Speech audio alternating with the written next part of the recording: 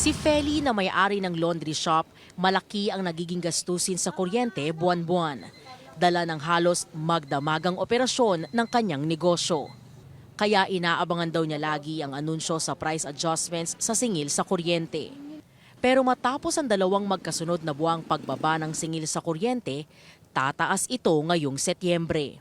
Ayon sa Meralco, aakyat ang singil ng 50 sentimos kada kilowatt-hour ngayong buwan. Mas mataas ito sa 29 sentimos na adjustment noong Agosto, na mas mababa naman kumpara sa 72 sentimos noong Hulyo. Ayon kay Feli, dagdag kita raw kung may pagbaba. At kung tataas, magkukumahog na naman.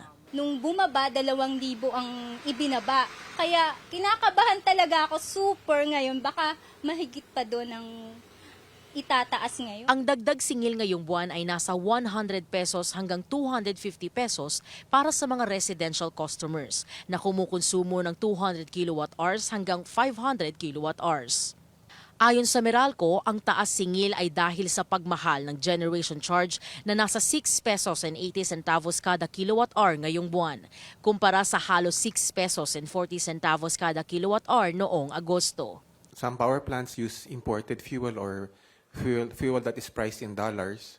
So kahit hindi gumalaw yung presyo nila, kung humina yung piso, tataas yung peso equivalent ng presyo ng fuel. Nakakontribute din yung pag-terminate ng PSA ng Suwal. So that was a 330 megawatt power supply agreement.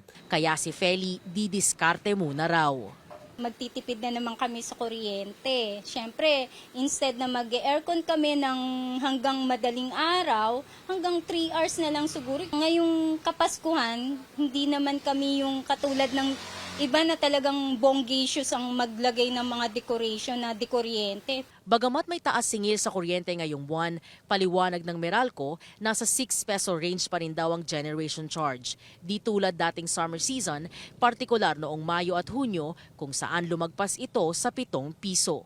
Hopefully, hindi na ulit babalik yan sa 7 pesos range in the last 3 months of the year. Kasi yung demand din, pagpasok na ng bare months, medyo mas manageable na in terms of the overall demand vis-a-vis the supply situation.